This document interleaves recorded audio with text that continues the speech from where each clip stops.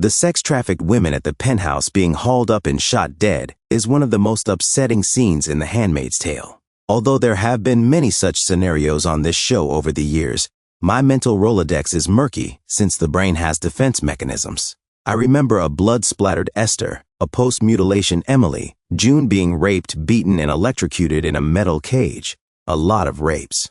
But it's been a long time. The aesthetic of The Handmaid's Tale has been foreboding yet tranquil ever since June fled Gilead and relocated the show's focal point from that breathtakingly tense location where violence awaited like leaves on a fall tree, ready to fall at the first sign of agitation. Yes, a truck recently ran June over, but this season has been full of pastel colors and views of the beach. Gilead's pressure cooker was opened by the establishment of New Bethlehem.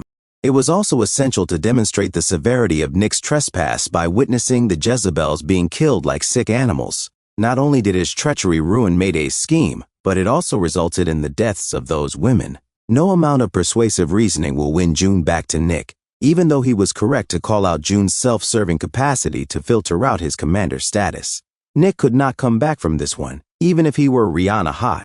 By the way, June and Moira's humorous exchange back at Mayday headquarters was a blessing.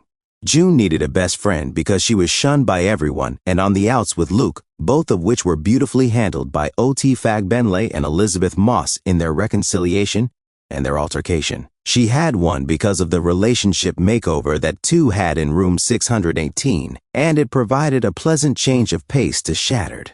About 2/3 of the way through, Lawrence's prodding of June caused her to literally stop in her tracks, turning the episode from one of stunned grief to alert action.